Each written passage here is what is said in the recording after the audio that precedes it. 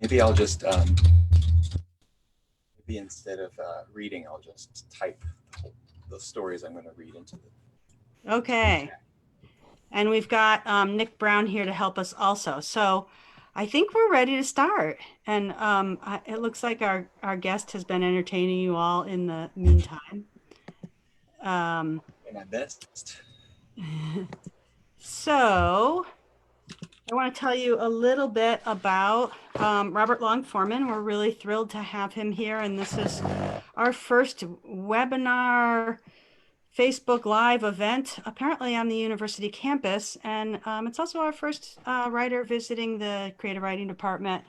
Um, Robert's first book, among other things, a collection of essays, won the inaugural Robert C. Jones Prize for Short Prose and is published by Pleiades Press. His collection of short stories, I Am Here to Make Friends, will be published by Sundress Publications in early 2020. His first novel, Weird Pig, won the Nilson Prize for a first novel. It will be published by Simo Press in October 2020. Robert has won a Pushcart Prize for his fiction, and 6 of his essays have been listed as notable in the Best American Essays anthologies. He has won fiction and nonfiction contests at the Cincinnati Review, Willow Springs Magazine, American Literary Review, The Journal, and he has published short stories and essays in such magazines as Agni, Crazy Horse, Electric Literature, and Kenyon Review Online. He lives in Kansas City, where he is a freelance editor, writer, and ghostwriter. And of Robert's work, Robert Long Foreman's fiction is as weird as Weird Pig, as a Weird Pig, and as Weird Pig. It's funny, it's smart, it's sometimes caustic, and it is always emotionally resonant. It is fiction with a vision of the world that is both forgiving and generous, but that recognizes the absurdity and darkness of contemporary culture. Welcome, Robert Long Foreman. So much. Thank you, Polly, for that introduction. That was wonderful. And thank you so much for setting this up and for having me. And it's so good to be here talking to all of you. I see there are 33 people. That's a lot I mean, that's a lot for an in-person thing, but to get people to sign in online is pretty significant. And then I don't know how many people are on Facebook. Please, best not to know, I think. But yeah, I'm super freaked out and nervous, more than I normally get when I am reading things in person, which I don't know when that's going to happen again. But yeah, but Willow Springs is a. I know you're not all affiliated with Willow Springs, but I know a number of you are. It's a magazine that's been really important to me. I won one of the stories in this book. I Am Here to Make Friends. Won the fiction contest some years back, and then another story, which I think is one of the ones that's closest to my heart. The Vinyl Canal was published in Willow Springs, and so I don't know. I have a I feel a lot of I don't have a lot of gratitude toward Willow Springs, but also I feel like, yeah, I don't know. It's when a magazine kind of takes your work, it's such a big deal, and um, it's such a confidence booster, and all the other things it is. And then when a magazine publishes you twice, it's kind of I don't know. It's sort of something even more than that. So I'm going to stop talking and read, and I'm going to read a story that I think I've only read one time, called Turkey of the Woods. And it was the first short story. I wanted to read a few things, and they're going to be short, so it's not going to take forever, I promise. Um, it's one of the shorter stories in the collection. I mean, they tend to kind of to be on the long side. And I always like to read multiple short things rather than read, one really long story, because I myself have an extremely short attention span, and I kind of count on at least a third of the people in the audience being like me in that way. And so I'd like to kind of chop things up and sort of keep things relatively short. And so this is a story called Turkey of the Woods. It's like probably, yeah, it's the first short story I ever like, not the first story I ever like wrote, I guess, but the first story I ever finished. There were other stories I kind of started, and that took a long time, but this one was relatively quick. And the last time I read it, I think the last time I read it, the only other time I read it was at a job interview, which is a weird place to read from your work. But I also think that I said that once publicly before, so I must have read it at some point. I don't know. Anyway, um, I'm talking too much, and I'm going to read you this story called Turkey of the Woods. And yes. So on his blog, my friend Brian mentioned a place not far from town where I might find wild mushrooms if I looked. So as soon as I had a morning to spare, I got on my bike, said bye to Sherman, my Jack Russell Terrier, and rolled out. I brought my backpack and a glossy guide to the mushroom kingdom. Brian said he'd hit the spot a couple of weeks before, and I hoped I would find some morels he'd missed or that hadn't sprouted yet when he was there. I was right. There were morels. I found them stuck to the sides of tree trunks and sprouting out of the wet dirt. I had gathered several handfuls of the edible fungus when I spotted a damp old log where I thought there might be more. I peered underneath it, expecting some puffballs or a chanterelle. Instead, I found a brain. It was stuck upside down to the log, about half the size of a human head. At first, I didn't think it was a brain. I assumed it was one of the larger sort of mushrooms I'd seen in my guidebook, a turkey of the woods. I remembered its name because it seemed such an odd thing to call a mushroom, since actual turkeys live in the woods. In the book's glossy photos, it appears like a mass of overlapping tissues, not unlike a brain. So as soon as the rush wore off that comes with seeing what you're looking for but don't expect to find, I wrapped my hands around it and pulled. The brain was moist like a mushroom, though also like a brain, and cold. It had not been in direct sunlight or a head for some time. I had learned from the guidebook how to treat a mushroom in its habitat. I would have to pull gently at it first, then pull harder if it didn't break from its mount. The goal was to get out the whole fungus and not just tear off the cap. This one was stubborn. It was the first mushroom that demanded I plant my foot on its residence and tug, even yank, until it came free. I nearly fell over backward when it did, and out spilled more blood than I'd ever seen in one place. It didn't spurt the way I've heard blood from an artery does when connected to a beating heart. This brain had no heart, as far as I could tell. It came slopping out of the stem onto my sweatshirt and jeans, then drained to a trickle while I stood, astonished that a turkey of the woods would be filled with this cold red fluid. I didn't recall reading in the guidebook that the sort of mushroom, or any sort of mushroom, would drain liquid on its forager, though I'd seen how a puffball grows to maturity, then bursts with dusty spores when you squeeze it. I slipped the brain into one of the roomier plastic bags I'd brought for the mushrooms, and into my backpack it went. I mounted my bike and pedaled home through the late morning. I didn't see any other body parts on the way. When I arrived at my apartment, I checked my email and washed my hands as Sherman sat sniffing my backpack where I left it on the floor by the door, his eyes fixed on the brain's latest vessel. He followed me through the house to the kitchen where I carried our newest friend. He pointed his nose at the brain all the way. He's not tall enough to see over the counter, so he didn't see the brain when I pulled it out. He just sat and twitched his nose in the air, watching me. He would have barked, but he only barks when someone new comes over. The bag was messy now, like a bag with a raw steak in it, blood pooling in the creases. The thing was still bleeding, which was another suggestion that what I'd found was not a mushroom. I didn't yet believe it was a brain, but I was struck by how it resembled one. My house was warmer than the woods, so it had softened. When I pressed my fingers into it, it gave like it hadn't before. I could push half an inch into its surface and it would spring back slowly like a drying sponge. I don't know why I was so slow to realize that this was a brain. I guess I've always thought that plenty of things in the wild look and feel like organs, and so this was another one of those things. I started to run some water in the sink to put the brain and mushrooms in, but then I thought better of that plan. I thought this specimen would be better off in something bigger. So I wrapped it in some paper towels and walked it to the bathroom. Some blood dripped out of the brainstem on the way, but Sherman went to work on that, licking it up as he came running behind me. I ran the tub. As he sat looking up at the brain on the sink, Sherman frowned. I asked him, "What's up, buddy? Don't look like that. He won't bite."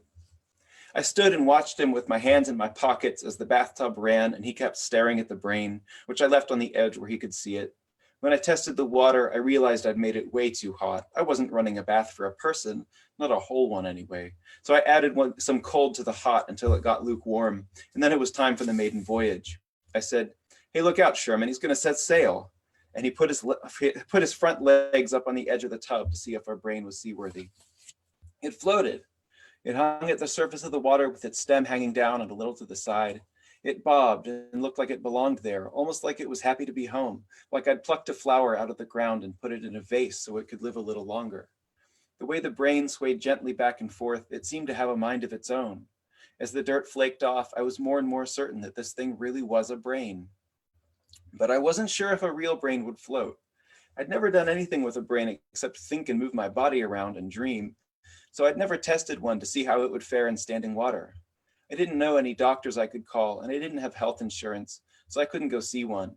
So instead, I turned to my computer. I tried a Google search for "Do brains float?" It turned out someone else had asked this question on a forum 2 years ago, and had quickly gotten a response that told him, yes, brains would float in water, since they basically float in liquid when they're in our heads. That someone asked this question online made me wonder if I wasn't the only one to find a brain growing in the woods. So I Googled brain growing in woods. Results came back 0. When I went to check on the brain, the water it was floating in had turned a little red, and I could see a trickle of deeper red coming out of the stem where I'd ripped it off. Sherman was sitting at my feet, looking up at me with that frown again. So I went to the freezer in the kitchen and removed the rubber band from around my bag of peas. I returned to the brain. I flipped it over in its natatorium, pinched the end of the stem together, and wound the band around it to stop the bleeding. By then the water was cooling, so I drained some off and ran some more hot to balance it out. I should have aimed for body temperature, but didn't think of it at the time. I had to go to work, so I carried Sherman out of the bathroom and shut the door tight. As I climbed on my bike, I could hear Sherman whine under our front door behind me. Work was a long haul. It was Friday, which meant a lot of families coming in for family dinner. I didn't get home until late. It was dark, the moon wasn't out, and someone stole my bike's headlight last month, so the ride felt longer than it was. The first thing I heard when I got home was Sherman still whimpering at the door. I said shit because I'd forgotten all about the brain, and I'd been looking forward to a bath. I wasn't about to climb into the tub with it. I took Sherman around the block. I had to drag him out because I didn't want to give up his post. When I brought him back in and let him off his leash, he went running back over to the door, sniffing to see if our brain was still in there. He actually scratched at the door, something I had never seen him do. If Sherman ever taught himself to open doors, it would have been then. But I was the only one there with hands, so I turned the knob and Sherman went charging in, his feet up on the edge of the tub as soon as he could get them there. "Oh no, Sherman," I said when I joined him. "I don't think we did this right." The brain was not in good shape. Thick layers of its outer tissue had turned to mush. It looked sick. It looked something like the half-eaten slices of toast that float in my dish pit on some mornings. They take on more water and expand and eventually break apart. The brain had been dissolving the whole time I was gone. My friend Alvin told me once that when they autopsied Truman Capote, they found that all of the drinking had reduced the size of his brain by a big fraction, a fifth, I think. But he couldn't tell me what had happened to the rest of his brain. Where did that fifth of brain go? How does a brain shrink? Alvin didn't know. He said it must have swelled and peeled off, like what happened to the one in my apartment. As I drained the tub, I asked Sherman if he remembered Alvin. He looked at me a second, then looked away. Some of what had sloughed off the brain sludge, fled with the water down the drain. "That's gonna clog," I told Sherman, then thought, no, that's gonna stink. There was still a lot of brain left, just an outer layer had come loose, leaving most of it intact, looking a brighter pink than it had before, like raw skin under a blister, or the palms of my hands after work. I grabbed a towel, not one of my clean towels, but not one of the dirtiest ones, and wrapped the brain in it, setting it at the edge of the sink to let it dry. I was in over my head, but I thought Brian might know what to do. He's more outdoorsy than I am and handier, the kind of guy who knows what to do in situations. He's the one who got me into foraging, and he knows recipes for wild mushrooms. On his blog, he has suggestions for what craft beers you should pair them with. Back when I called Brian more often, I'd usually interrupt him doing something. He'd be out on his bike and have to pull over to answer, or he'd have to come in from his shed where he was working on a new set of shelves. "Hey, Seth," he said when he realized it was me, "I was just out working on some shelves. What's going on?" "Not a whole lot. It's been months. How's Sherman?" "He's good. He's been eating." "Yeah? Right now we're in general." "Oh, in general. It's how I keep him alive." "Yeah," he paused. "So what's up, Seth?" "Well, I was hoping you could help me out with something, Brian. I went out to that spot this morning looking for morels." "What spot?" "The one on your blog, Morel Compass." "Oh, right, over by Grave Creek." He was quiet for a moment, probably picturing Grave Creek again in his mind. "I didn't know you foraged. Did you find anything?" "Yeah, I did." "Did you find morels?" "Yeah, morels. It's the other thing I found I wanted to ask you about."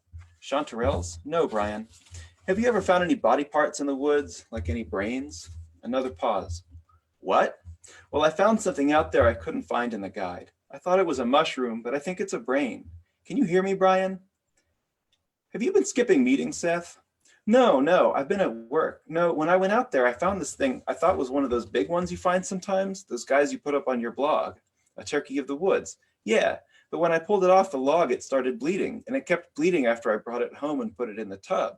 I had to go to work, but when I got back, I told Brian, it was all waterlogged with pieces coming off. Have you ever heard of anything like that? I don't know if I can fix it myself. He didn't talk for a few seconds, and when he did, it sounded like he was having trouble getting the words out. Seth, he asked, is your brother still at his old number? No, I don't think so, Brian, I said. I'm fine. I've got Sherman here. I'm sure you do. I just thought maybe you could help me out. Are there any good websites for this kind of thing? Whatever he said next, I didn't hear it. I dropped the phone, in fact, because I'd caught the unmistakable sound of Sherman getting into something. It's the only time he ever growls, when he's declared war on a roll of toilet paper, or I've left a box of cereal on the couch. Sometimes he can't help himself. He's a dog. I must have left the towel hanging off the sink where Sherman could grab it with his teeth and pull it off with the brain that was wrapped up in it. When I found him, the towel was lying on the floor, and Sherman and the brain were on top of it. He was having his dinner early. He'd chomped our visitor down the middle, splitting him in half. Smaller bites lay broken up on the floor like chunks of raw ground beef. There was blood. The whole bathroom looked like a crime scene. For the first time, I wondered what the police might think if they came in and saw all of this. What if I threw out what was left of the brain and they went looking through my trash? What if someone came to unclog the brains in my drain and started asking questions? So I let Sherman go at it. I hadn't fed him for the night yet anyway, and this way I wouldn't have to worry anymore about what to do with the rest of the brain. I didn't want to watch him eat though, so I went into the other room and stood by my DVDs, waiting for him to finish. When he was done licking up all the last little pieces, he came out to join me. He knew what was coming when he saw me standing there with my hands on his hips. I don't like scolding Sherman, and he doesn't like getting scolded, but he knew he had broken the rules. Mr. Man licked his chops and sat down. He looked at me. He looked away. He dropped his front half and put his face to the floor, his eyes fixed somewhere else in the room. Then, with a whine, he looked right up into my eyes. For a few long seconds, he kept it up, a frown about to form on his pup face. There are two things I'll admit I'm no good at. One is teaching Sherman to not eat anything I don't put in his dish. The other is scolding him when he looks at me like he was. If he ever could have learned to talk, it would have been then, so he could tell me how sorry he was for what he'd done. I shook my head and told him to come over here as I bent down to take him up in my arms. And so that is the story, Turkey of the Woods, in this book that you can call your own. And I believe there's a link, yes, that is now in the chat room. And if you don't have the link, you can go to the Sundress Publications page, and they have like a page where you can buy their books. They were wonderful to publish that book, and I'm very excited for it. You know, I feel like I should say a little bit more about it. That's just one of the shorter stories in it. There are other stories in it. One, The Vinyl Canal, is about a guy who invents something that he calls the Vinyl Canal, which is basically like he realizes how many songs on records in his record collection that he doesn't like, so he starts actually etching canals through the songs that are like the weaker songs on an album, so it'll just go right through like whatever's on side B of Dark Side of the Moon that he doesn't want to listen to, and then sort of like spirals out and thinks that this is like a new way of being in the world, basically. And one of the ones that I'm sort of most that I feel closest to is a longer story called Gunman, which is about it's written from the perspective of a professor who is a college professor who's teaching in a near future in which there's been a law passed that requires all teachers at all levels to carry firearms at all times. And I wrote it, I don't know, 5 or 6, maybe 7 years ago, I think 6 years ago. Yes, Willow Springs did publish The Vinyl Canal, and you can find it on their website. But that story, Gunman, it's a long story, so I couldn't possibly read it in the time allotted, or else I probably would.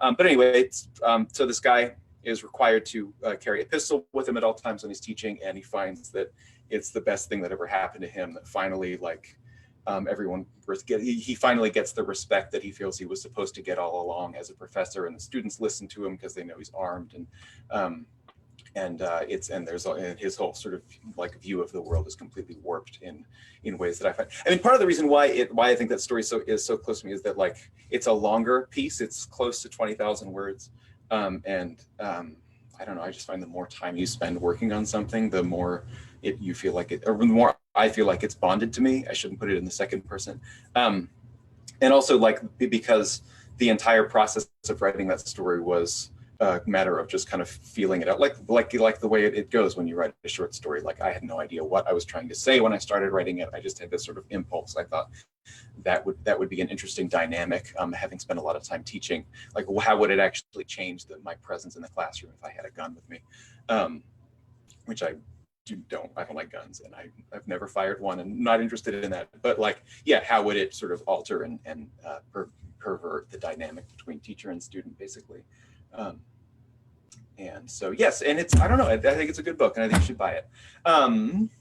Though there's also like, you should also donate to bail funds and other things that are very important right now, and always have been. But so what else do I want to say?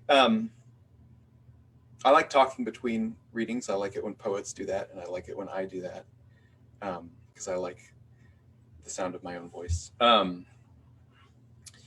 I'll read another story. That was very early in my sort of fiction writing life. I started out as a nonfiction writer. I sort of came up that way. I wrote only personal essays for like the first 6 years I wrote, and then made this sort of, once I was sort of in my final year of getting a PhD in creative writing nonfiction with a specialization in the American literary essay, or the essay, but that particular sort of subset of it.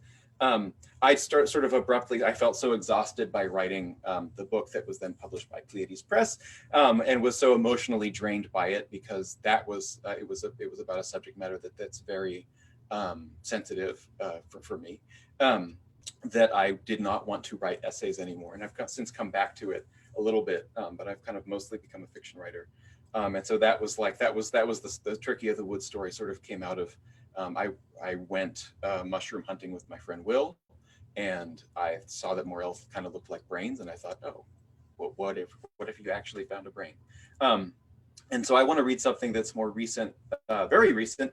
I actually wrote it in April. It hasn't been published anywhere. I don't know if it's any good. I kind of like to read new stuff that hasn't been published, because I feel like it's a little, I don't know, it always feels a little riskier for me, and sort of interesting in a different way from reading sort of older stuff. Yeah, so I'll read a couple more things. One is this story that I just wrote recently. Another one is a Weird Pig story, and I'll talk a little bit more about the Weird Pig project in a minute. I haven't been writing much lately, for all kinds of reasons. One of them being that my kids aren't in school anymore, and because the school's all shut down, and so they're just here all the time, and so that sort of cuts down on access to writing time. They're wonderful. I love them very much. It's on the one hand, it's great to be spending all this time with them. On the other hand, there are other things that make me enjoy life, other than, I don't know, playing card games with them, that sort of thing. So anyway, so I do get to steal away some time. And then if you want me to talk about how I have been able to do that, I may just talk about it anyway, how I've been able to sort of get past all of the obstacles, both internal and external. I'm happy to do that if you've been having trouble with that, because I think most people do. So this is something I wrote. You can maybe tell it was sort of written from within the cloud that we're living in, and it's kind of based on a children's. So the title, at least, yeah, is sort of inspired by a children's book called. There's this children's book called Not a. I'm really talking a lot, and I'm not usually so conscious of how much I do this at readings, because there's usually people I can make eye contact with, but it's just me on a screen. But so there's this children's book called Not a Box. About I think he's a little dog or maybe a bear. It's like a board book for really small children, and my kids really loved it. About a sort of a child animal of some kind, who has a cardboard box, and somebody keeps asking him or asking them, because it's gender non-specific, what are you doing with that box? Why are you staying in that box?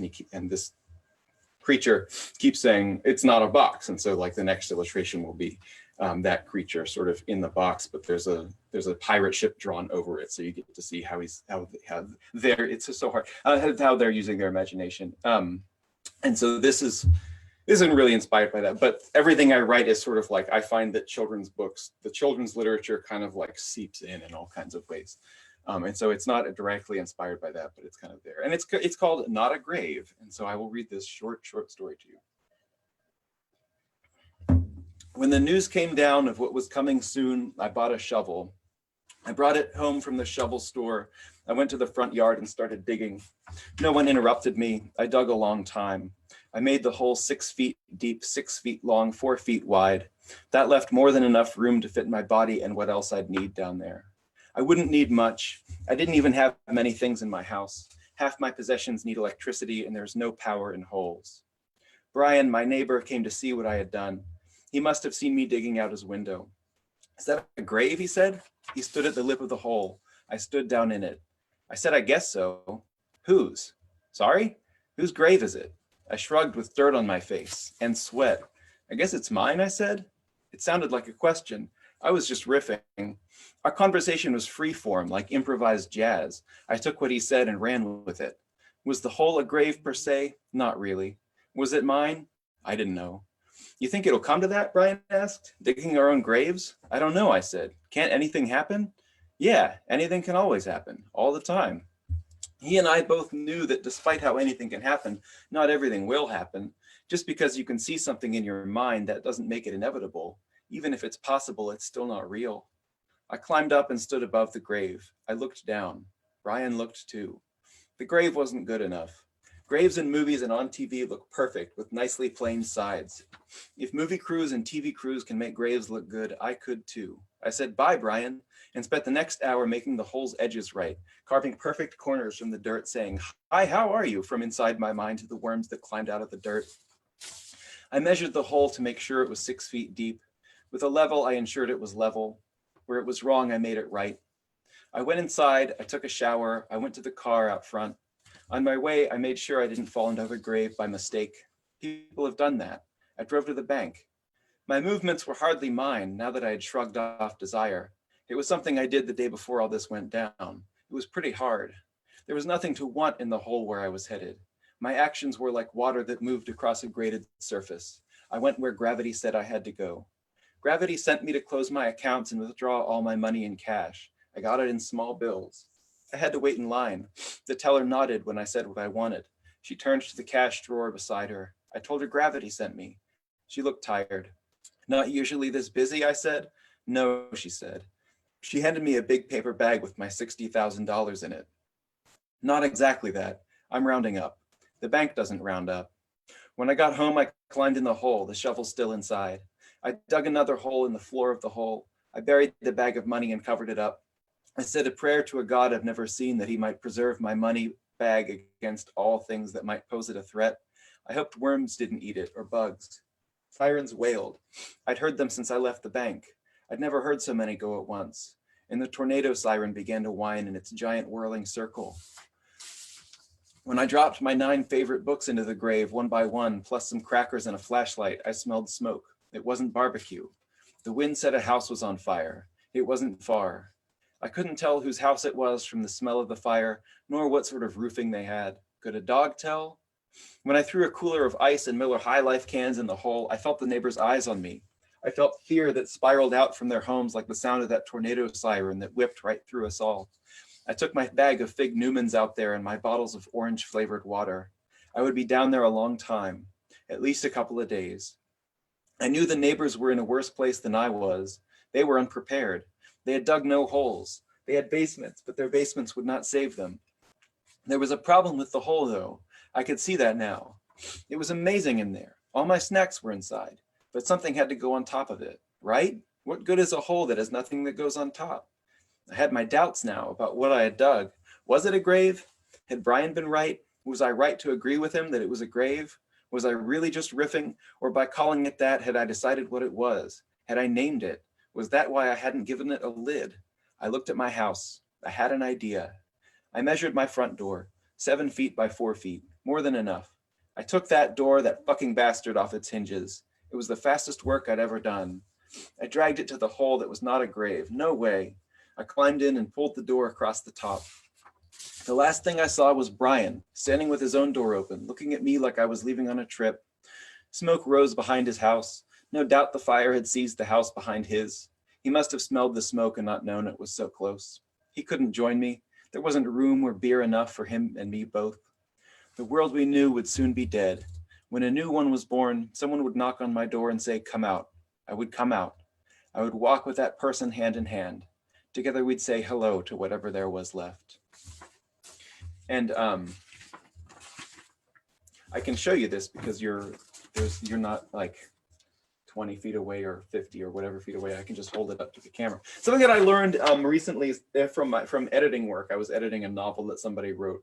And also actually from, I finally, after talking about how dumb it probably was for years and years, I actually read the first like 5 or 6 chapters of the book Eat, Pray, Love, which of course is like, it's a book that's very easy to, I don't know, to not read and assume that probably rightly assume that it's not good. And I would say it's not a good book, but something that I learned from it was, and it was actually from, I showed it to some grad students in a class I was teaching. Something that they observed about it is that like, as opposed to like other books that we'd been reading that semester, the way that it looks on the page is like very short sentences, very short paragraphs. And I actually observed this in a novel that I was editing for somebody, how inviting it is to have a page of text that looks like this, and how good it feels when you're reading to just have your eyes like move, like just glide down a page very quickly, which is not appropriate to all writing. Like I find my essays tend not to do that, whereas fiction,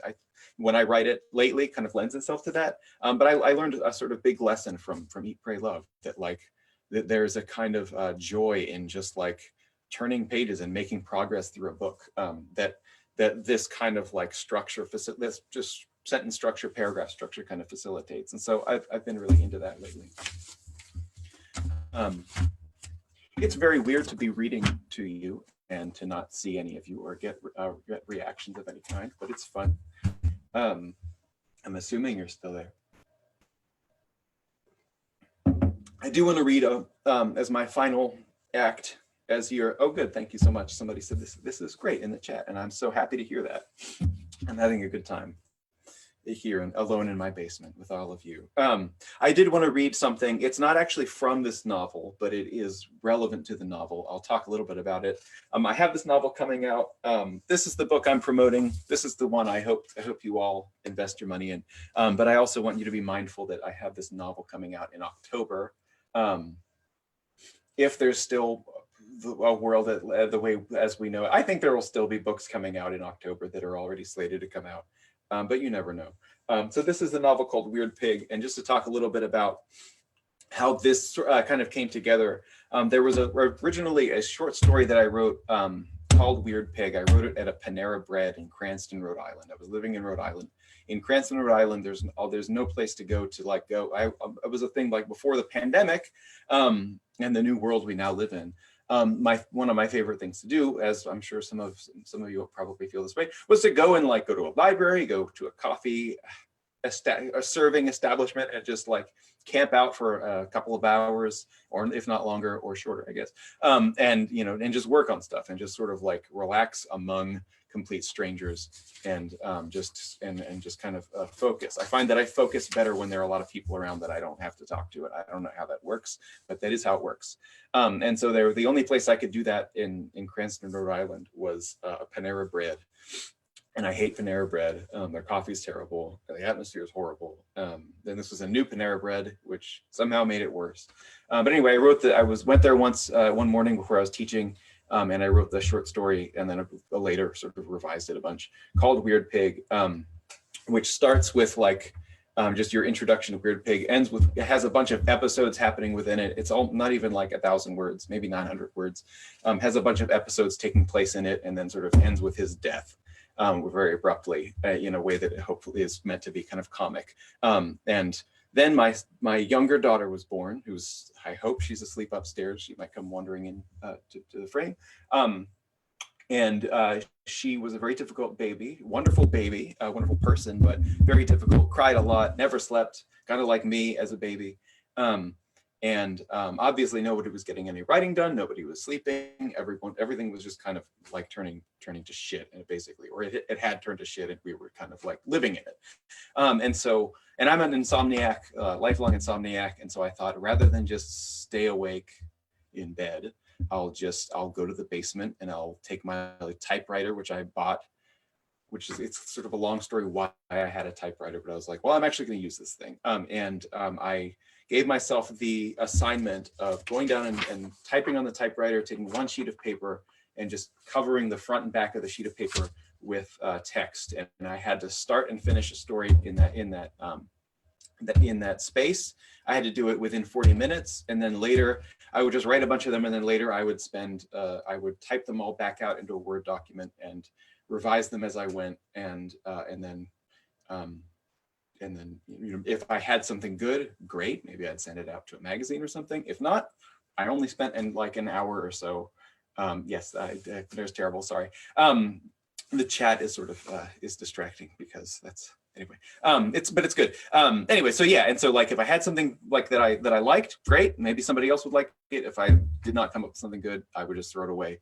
And eventually I just sort of was on a roll, and I wrote, this was just became the way I wrote, and I wrote enough to sort of make to sort of stitch all these stories together and sort of make them into a novel. And then I cut a bunch of pieces out of the novel. And what I'm going to read to you now is, anyway, that's sort of like one of, I always try to think of like because I used to be a teacher, or I sometimes still am a teacher. I try to think of like what the instructive side of what I'm babbling about is. And that's one of them is like, that's a way to write a novel. I mean, some people are smart about it and they outline stuff and they think about what will actually appeal to readers. I just sort of like, generate a bunch of horse shit and then go sifting through it for things that are good. But what helped me sort of write, what made it possible to write that novel was that I had that 900 word version of it, and I was basically just filling in blanks, and the blanks got bigger as I went. Anyway, so I'm going to stop. I talk way too much. I don't read enough. I'm going to read a short story that is not in the novel, but is sort of the novel. If you hear this story, the novel is basically this. It's just more of this, basically. If you like this, if you don't like this, don't read the novel. If you do like this, you might want to read the novel, or you might enjoy it. It's likely. Okay, so this is called Real Mail. Weird Pig told the mule to send him email. Send the real kind, he said. All right? The mule was at a loss. He had heard of email and mail, but mules were prohibited by law from sending or receiving either one. He wasn't sure exactly what they were. Weird Pig didn't know what email was either, but he had overheard Farmer Dan talking about it with one of the chickens. He thought he should let on to someone that he knew what it was. It might improve his status on the farm. An hour after he'd mentioned email to the mule and walked away, his status had gone nowhere, so he swallowed his pride and went to the tree where on a branch an owl would sit and let on that he was wiser than the other animals. Email, the owl told Weird Pig, is a secret mail system that human beings use to communicate with each other. Have you read The Crying of Lot 49? No, said Weird Pig. I haven't read any books. Okay, said the owl. He thought for a moment. How to describe a book like that to someone who's never read a book? It's a novel, he said, about a woman. Why is that? Why is what? Why is it about a woman? Oh, I don't know. It just is. Is it by a woman? As in, did a woman write it? Yeah. No. That's messed up. Not really, Weird Pig, but if I may continue. You may. The woman character, I still think it's weird that there's one of those, said Weird Pig, shaking his head like there was something wrong with the book and not with Weird Pig. Okay, said the owl, it's okay, just go with it. All right. The woman in the book discovers a secret postal system that's at work all around her that she never knew about, that almost no one does know about. It has a history, and once she starts looking for it, there's evidence of it everywhere. Okay, right. What's it got to do with me? Well, Weird Pig, at this moment in time, you're like that woman. You know there is a communication system that people use. You don't, though, have access to it. You can't use it yourself. After a long pause, Weird Pig said, I don't get it. That's not surprising, said the owl. There's a lot you don't seem to get. Weird Pig looked away. You think I'm dumb, he said. No, Weird Pig, said the owl. I've never thought that. I don't believe you. Really, I don't think you're dumb. You just haven't done anything to make yourself smarter than you were the moment you were born. You don't read, you don't really do anything. The owl paused. Oh, now, Weird Pig, he said. Don't get upset. I am a young pig, said Weird Pig, his voice quivering. There's a lot that I don't understand yet. I know, said the owl, I know. Weird Pig walked away, rubbing his eyes. He went right back to the mule and said, I didn't get your email. Oh, said the mule. He thought Weird Pig would have forgotten about that by now. I'm sorry, the mule said. I'm still getting it together. I hope you are, said Weird Pig. I really hope that. He glared into the mule's right eye for a moment before walking away. He returned 5 minutes later, eating the rest of an apple he'd found in the trash, and said, You got that email for me? I'm so glad you're here, said the mule. I've got it right here, as a matter of fact. At the mule's feet sat what Weird Pig would have called a clump, had he not known to call it an email. He didn't know what the email content was. He approached it and saw that it was primarily some sort of mush with pieces of other things in it that weren't mush. It didn't smell good, but he couldn't place the smell. The mule watched Weird Pig, who watched the email, wary in case it should leap at him, or should something leap out from inside it. The silent watching lasted a while. Looks great, said Weird Pig, stuffing the email in his mouth and swallowing hard. He tried to keep the displeasure from his face and looked pleased to preserve the mule's feelings. Weird Pig started to walk away, but then turned and said, Great work on this mule. Thank you, said the grinning mule. I appreciate that. I mean it, said Weird Pig. Keep it up. He gave the mule a wink before exiting the barn and throwing up on the grass. On his knees now, he puked until there was nothing left in him, and when he was done, he wished there were more. He wished there was something inside that would come out. He tried taking a long bath and still felt unclean, still felt that something was in or on him that wouldn't come out or off. He could taste the email in the back of his throat for the rest of the day. He tasted it even as he was going to sleep. He prayed, he actually prayed, that in the morning the taste would be gone, and as he slept that night, he dreamed of the taste in his mouth. It was not only a taste, but a color too, one that had never been seen. It was a voice in a cloud, and when he woke the next morning, he felt heavier than he ever had before. And that's the end of that story. Thank you so much. And that's all I have to read. I mean, I do have more. I'm in my house, so I have plenty of stuff I could read, but that's all I was planning to read. Thank you for listening and watching. All right, that was fantastic. I will take questions from the chatters, and I will be trying to grab some from Facebook as well. Awesome. Questions?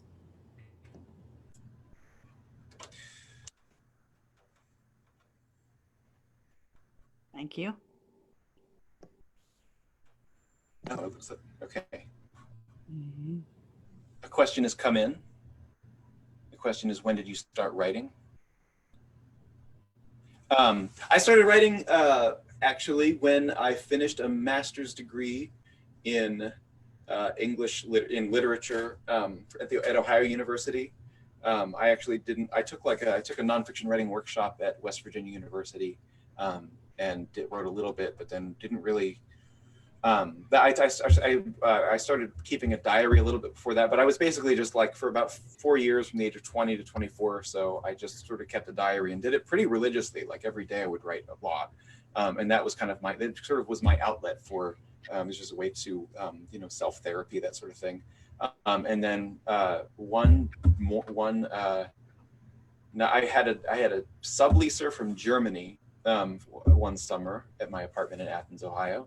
And she left behind a bag of laundry when she went back to Germany. She left a bunch of stuff that she couldn't take with her. And so I got some cool boom boxes out of it.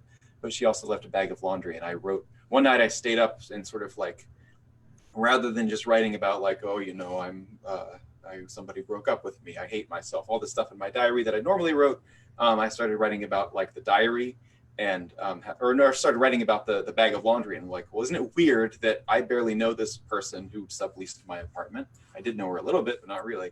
And then suddenly now I have like her underwear in a bag, and like, what do I do? And like, I knew the right thing to do. Like, I could just throw it away, but then it felt weird to just throw away, somebody's clothing. Like, so I tried giving it away to friends. It was a weird situation. And so I started writing about that. I wrote like 2 pages and was like, okay, this is something more than a diary entry. And so I just shut it. I shut the diary, and then went on with my life. And for like the next 8 months, all I wrote was more like seminar papers for literature classes. And then as the day I graduated, I went back to my apartment, found that diary entry, and started turning it into an essay. And that's sort of how that happened. How I made that transition from just keeping a diary to actually writing it's a kind of a long story, but it's weird. But I don't know. I look back on it, and I think it's very weird. Kimberly has asked, said she wants to hear more about writing, they have asked, want to hear more about overcoming obstacles and distractions with writing. I find it's hard, and I found that one of the best things I've done for myself is to just accept, and I know this isn't that helpful, is just accept that a lot of the time it's just not going to happen. Actually, okay, so I don't think I mentioned this earlier, but one of the most useful things that I ever heard a writer say was in an interview I heard with Amy Bender, where she was talking about how she had twins, which I don't. That's having one baby around is hard enough. And she said, she just said, I had to just realize the writing was not going to happen the way it always had. So I gave myself 10 minutes a day to write. And it was like the first thing she did. She had her coffee or whatever, and she would give herself 10 minutes, and then she'd go take care of the twins. And she said, of course it wasn't it wasn't what she wanted it to be, and it wasn't the way it normally was, but it sort of changed the way that she wrote. It changed what she wrote, and that it was ultimately kind of a generative thing. And I was so sort of impressed by that. If you can have twins and then still write things, I was really interested in the idea of sort of accepting that you can't write like you normally do, because it's very painful to be writing something and to get into it, and same with reading, to get into the zone or whatever when you're writing, and then be pulled away from it, by not because you've lost interest or you're having trouble, because somebody needs you to get them milk or something. It's physically painful to do that. So you just have to kind of, anyway, I'm sort of rambling, but I find that accepting some of the constraints that are on you and sort of working within those constraints, finding a way to do that. My way of doing that was to actually alter the actual physical, the way that I was actually doing the writing. You can see there's a typewriter over there, and that's sort of that was sort of, there's sort of the weird, I call it weird pigging. When you just decide, okay, I'm going to cover this front and back of a sheet of paper, and I'm giving myself 40 minutes. It's sort of, it's not for everybody, but I am a sort of anxious person, and so I don't know. I sort of respond to those constraints. It is a productive. It's sometimes a productive thing for me, and so again, I don't know how if that applies to anybody else, if that's helpful to anybody, but I find that just accepting that you can't do what you normally do, and then finding a way to do something similar but different, that sort of hits the right sort of receptors in your brain that satisfies whatever that need is. I think I've been keeping a diary every morning just to sort of keep myself from because if I go long enough without working on something, I just start to get really agitated and angry. Oh my gosh, there are a lot of questions. Yes, please steal the weird picking phrase. Okay, this is a good question from Rachel. How long did it take you to decide on which stories to put in the book? What was your process for that? It was a long process. I started actually, so the stories in this book, there were versions of this book that I was sending out to contests and presses and things way before it was actually kind of ready for that. Basically, as soon as I had enough stories to conceivably put into a collection, I put together a collection and started sending it out. I realized only until 3 or 4 years later that just because you have enough stories doesn't mean make it a good collection. You want to put together the best collection you possibly can. And so I reached a point where I could go back and and one of the best things that happened to this book was that Sundress Publications, when they their submission guidelines said it could only be a certain number of pages, and I think it might have been 200 pages. I thought it was kind of low at the time. Anyway, but nothing against them. It's just how they work. I then had to go through and sort of cut out a bunch of stuff. That was extremely helpful, just because that sort of gave me permission to cut out some of the weaker things and that were kind of holding the rest of it back. And so, yeah, having more than you can possibly actually put in the book, and then figuring out what to cut is a good strategy. It takes longer to do it that way, but I found it to be very effective. And the stories are not thematically linked. Yeah, they're not that was not a consideration. It was just kind of it's really just the stories that I wrote up to a certain point. Yeah, I hope that answers the question.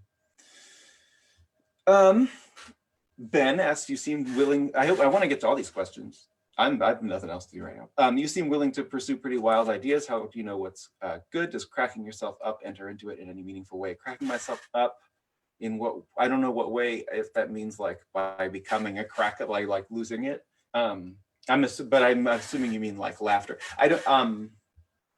Yes, I mean my ideas. I used to do a thing with my students when I was teaching classes on a regular basis where I tell my students that they weren't allowed to have any ideas all semester, which was stupid. And as soon as I said it, I was like, well, I don't really mean that. But I always found that was what kind of tripped a lot of students up, because like having an idea means that like that's what leads to things that I don't like. I try to sort of dissuade people from I was try to dissuade them from pursuing like ideas and instead going more toward impulses, starting with a sentence rather than having a thing like, well, I want to write a story that does all of this and that tells this big story. Start small, like start with just a sentence. Take a sentence from some like textbook somewhere that sort of is better than it should be in that context, and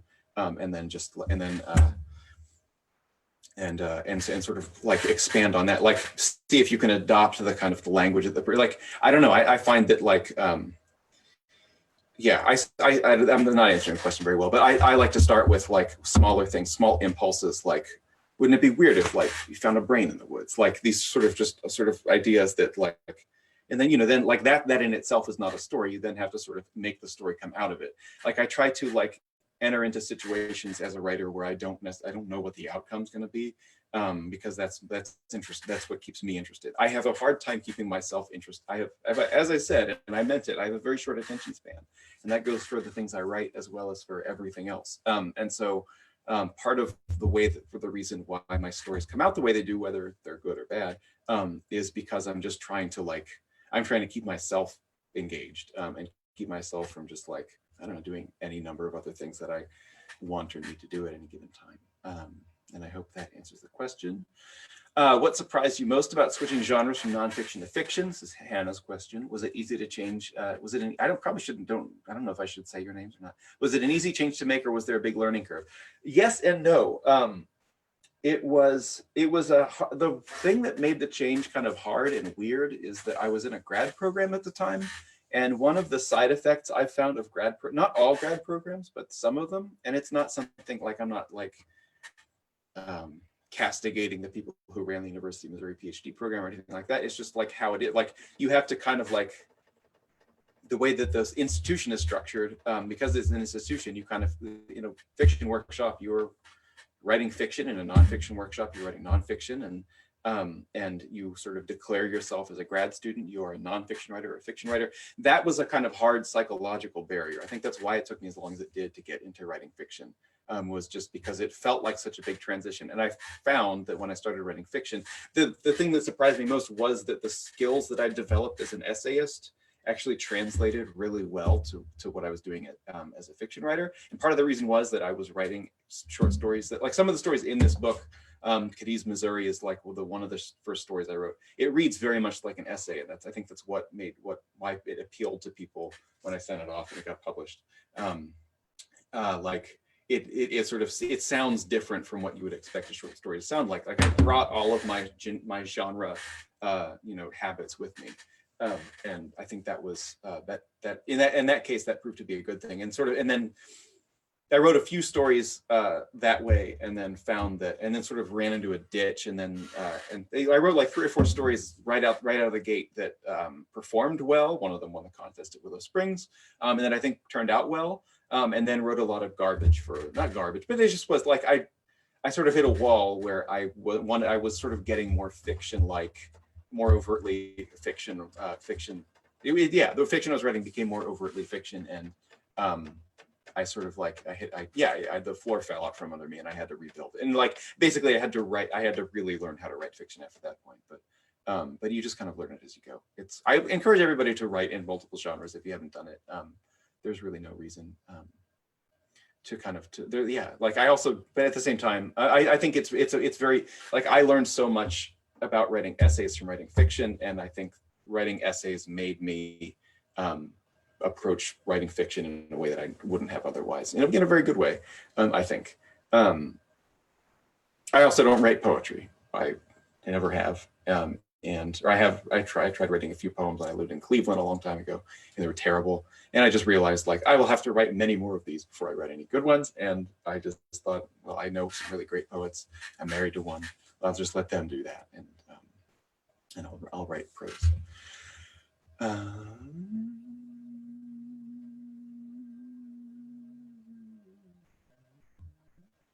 It's so quiet in here. What prompted you to return to nonfiction writing? I'm just kind of, looking for a question I haven't answered yet. What prompted you to return to nonfiction writing? It's a good question. Yeah, oh, okay, yeah, so there were, I just found that there were, I mean, it's not a great answer, but like, I just found there were things I wanted to write about that kind of demanded being in essay form. The essay that kind of marked, and I don't know that I would say I've returned to writing essays, because I still mostly write fiction, but I wrote this essay that was in electric literature. It's still up there, called "Nothing Comes Back from the Dump," which is about my then, I think she was 4-year-old, maybe 5-year-old daughter. My daughter Mariah became really obsessed with the movie Inside Out. Which, if you don't, I'm sure you probably already know, because those movies are everywhere. It's a Pixar movie. It's an animated movie about a girl who is kind of like sort of entering she moves from Minnesota to San Francisco, and at the same end, like she finds that her world has sort of changed in ways that she doesn't like, and so it's like a dramatization of her feelings as her feelings are personified. And so my daughter became super obsessed with it, and so I became really interested in the fact that she was so fascinated by this movie that was kind of about like what was going on in her life and her increasing emotional maturity. And then there are also parents in the movie. I don't know. I just became really, really kind of aware of that. Like I could have written a short story about a dad who has a daughter. It seemed really obvious to me that it kind of demanded a personal essay approach to it. And I think, and I had to sort of like, there was a case where I didn't really see any value in sort of like hiding behind a narrator or creating a sort of fictional scenario that reflects the real life scenario. I found that I should just step forward and represent myself on the page the way you do in an essay, and sort of open up in that way. Yes, there are other children's books. I'm hoping I'm not, I'm wary of silence, and so I'm just going with the questions as they appear. You mentioned that children's books influence your stories. Are there other specific works that influence your writing? Yes. This book, there's a book, and I always leave this out when I talk about sort of where the book came from. This book came from a story in an Arnold Lobel children's book. It's sort of a short story collection, I guess. There's a story in it in an Arnold Lobel book called The Small Pig. And what happens in The Small Pig is the small pig lives on a farm with a farmer, and they get along really well.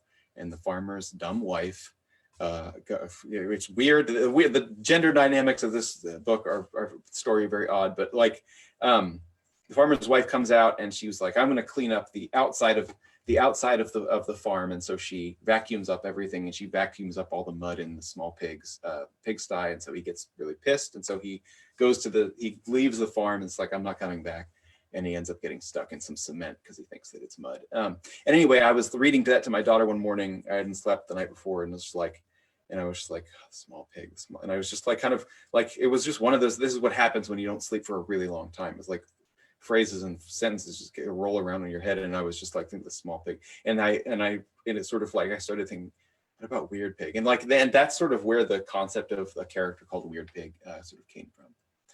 And so there's a big, I tend to think that anything you're reading kind of seeps into your writing, whether you like it or not, somehow. And it's all, I actually embrace that. I think it's always even if what you're reading is like instruction manuals, you'll adopt something from instruction manuals into your writing, and it'll sort of inform it. And your automatic sort of writing brain processes will kind of turn it into something useful. And so, yeah, I mean, I read a lot of children's books, and so I think they're kind of like always kind of getting filtered in or getting infused in there.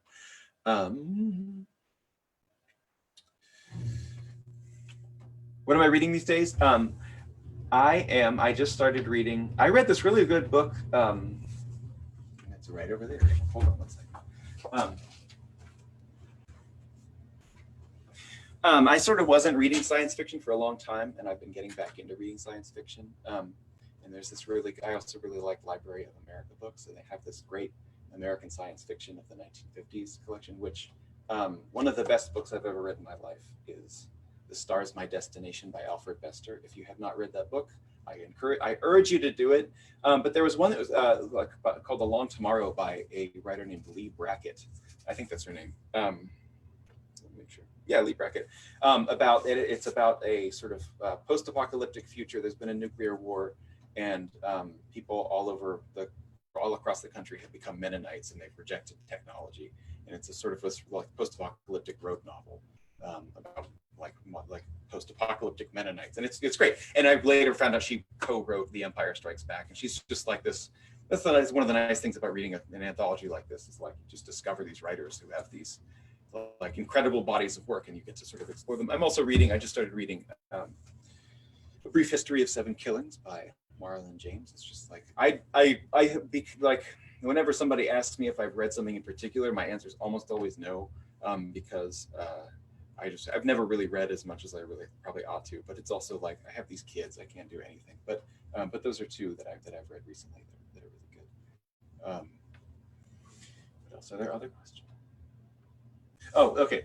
Can you talk a little more about form? You mentioned being influenced by the short paragraph style of Eat, Pray, Love, but you don't always adhere to that. What do you find the advantage is of writing longer versus shorter paragraphs, or using more or less dialogue in any given piece? I mean, I find that I almost never write dialogue in essay. I write a lot of dialogue in fiction, and it's become more and more the case as I've gone on.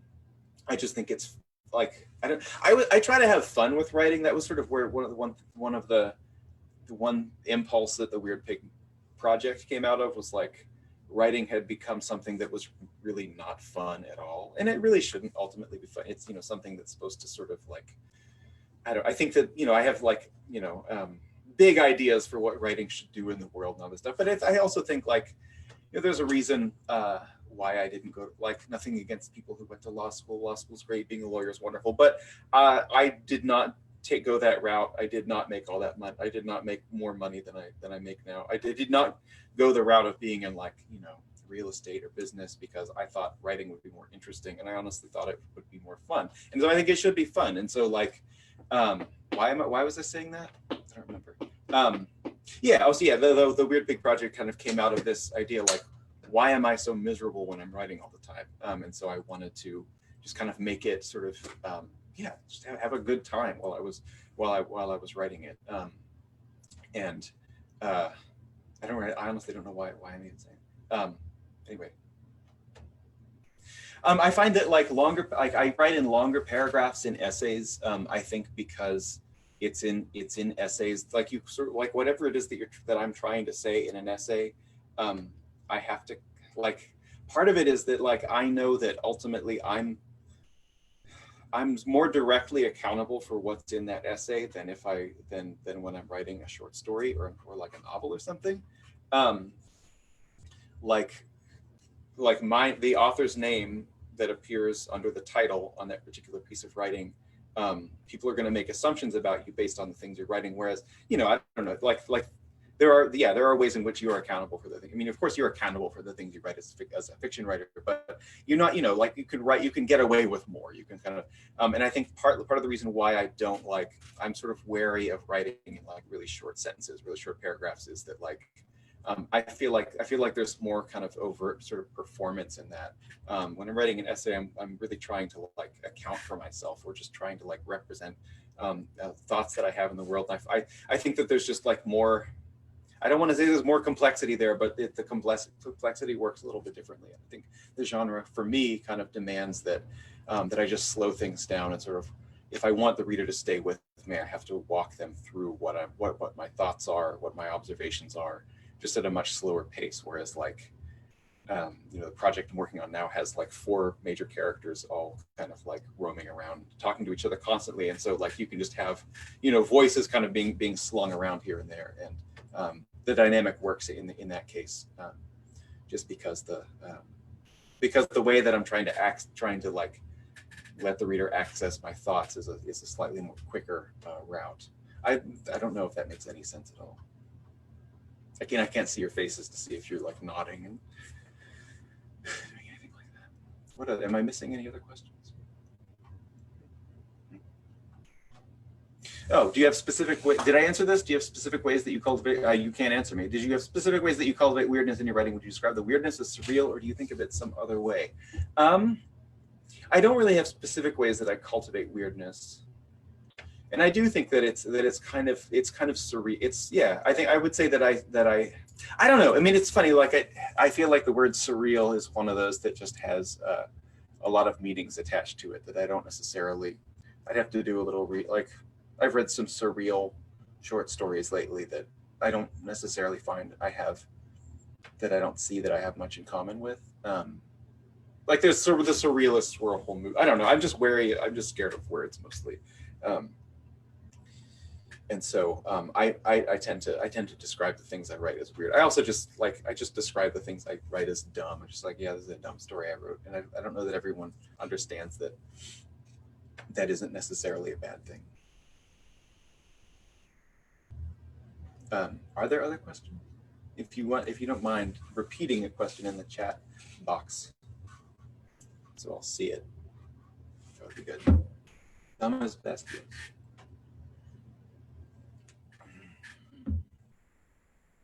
This is water. This is what the water looks like in Kansas City.